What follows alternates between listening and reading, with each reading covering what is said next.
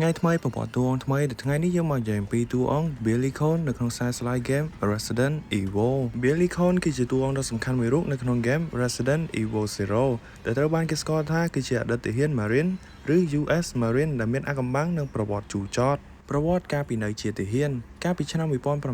1997 Billy គឺជាអនុសេនីយ៍ត្រីឬ Second Lieutenant នៅក្នុងកងទ័ពជើងទឹកអាមេរិកគាត់ត្រូវបានបញ្ជូនទៅធ្វើបេសកកម្មនៅអាហ្វ្រិកដើម្បីកម្ចាត់ក្រុមឧទាមប៉ុន្តែក្នុងអំឡុងពេលបេសកកម្មកងឯកភាពរបស់គាត់បានវង្វេងក្នុងព្រៃហើយសមាជិកជាច្រើនបានស្លាប់ដោយសារកម្ដៅនិងការវាយឆ្មក់នៅពេលទៅដល់ភូមិមួយមេបញ្ជាការរបស់គាត់បានបញ្ជាឲ្យសម្លាប់អ្នកភូមិដែលស្លូតត្រង់ទាំងអស់ Billy បានបដិសេធមិនព្រមធ្វើតាមបញ្ជាដ៏ខុសខើនោះទេប៉ុន្តែគាត់ត្រូវបានគេវាយឲ្យសន្លប់ហើយមិត្តរួមក្រុមផ្សេងទៀតបានសម្លាប់អ្នកភូមិចំនួន23នាក់ដើម្បីទម្លាក់កំហុសមេបញ្ជាការនោះបានចោទប្រកាន់ Billy ថាគឺជាអ្នកសម្លាប់រង្គាម្នាក់ឯងដែលធ្វើឲ្យ Billy ត្រូវកាត់ទោសប្រហារជីវិតព្រឹត្តិការណ៍នៅក្នុង Resident Evil 0 នៅឆ្នាំ1998ខណៈពេលដែលឡានដឹកអ្នកទោសកំពុងបញ្ជូន Billy ទៅកាន់កន្លែងប្រហារជីវិតឡាននោះត្រូវបានវាយប្រហារដោយវងសត្វចម្លែក Leeches នៅក្នុងព្រៃ Ackley ក្បែរទីក្រុង Raccoon City Billy បានរួចខ្លួនពីការឃុំឃាំងហើយបានរត់ទៅពួននៅលើរថភ្លើង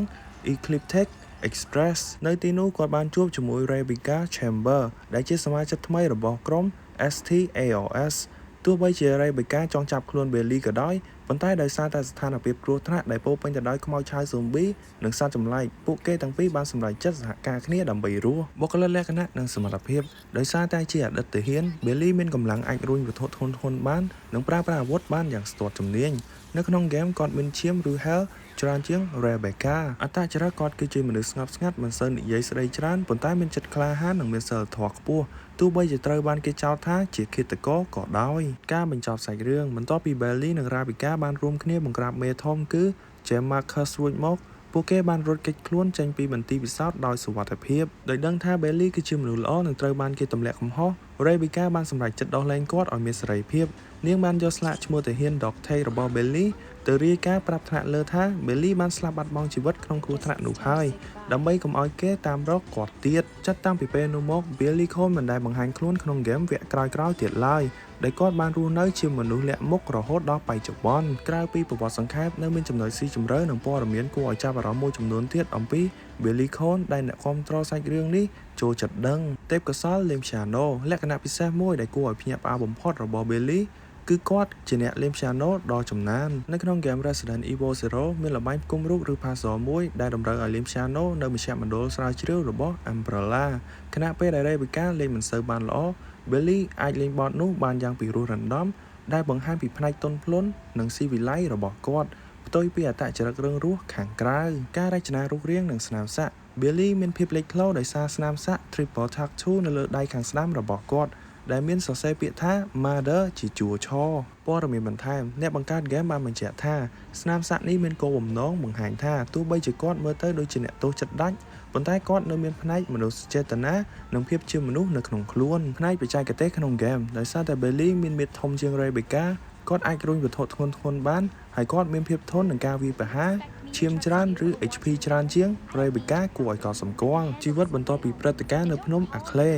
Billy គឺជាតួឯកក្នុងចំណោមតិចតួចបំផុតក្នុងស៊េរី Game Resident Evil ដែលមិនដែលបង្ហាញខ្លួនក្នុងសាច់រឿងវគ្គបន្តបន្ទាប់ទៀតឡើយខណៈដែលតួអង្គដូចជា Leon, Chris និង Jill បានក្លាយជាអ្នកប្រយុទ្ធប្រឆាំងភារកម្មជីវសាស្ត្រដ៏ល្បីល្បាញ Billy បានបាត់ខ្លួនពីពិភពលោកជារៀងរហូតយោងតាមសាច់រឿង Rebecca បានរាយការណ៍ជាផ្លូវការថា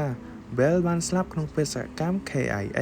ដើម្បីការពារគាត់ពីទោសប្រហារជីវិតគេជឿថាគាត់កំពុងរស់នៅជីវិតស្ងប់ស្ងាត់និងលាក់អត្តសញ្ញាណនៅកន្លែងណាមួយដើម្បីគេចចេញពីអាជ្ញាធរជំនាញប្រើប្រាស់អាវុធនៅក្នុងហ្គេម Billy ចាប់ផ្ដើមជាមួយនឹងកាំភ្លើងខ្លីប្រភេទ1911គាត់ក៏មានក្បាច់ពិសេសក្នុងការប្រើប្រាស់កាំភ្លើងបាញ់បក្សីឬ Hunting Gun គាត់អាចបាញ់បានលឿនជាងនិងទប់កម្លាំងថយក្រោយឬ recoil បានល្អជាង Rebecca ហើយនេះជាប្រវត្តិខ្លីៗរបស់តួអង្គ Billy Cone នៅក្នុងខ្សែ Slide Game Resident Evil ហើយយើងនឹងជួបគ្នានៅវីដេអូក្រោយ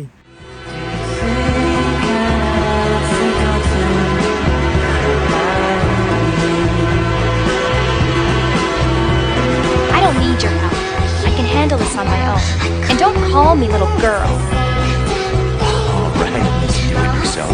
What should I call you? The name is Rebecca Chambers, but that's Officer Chambers.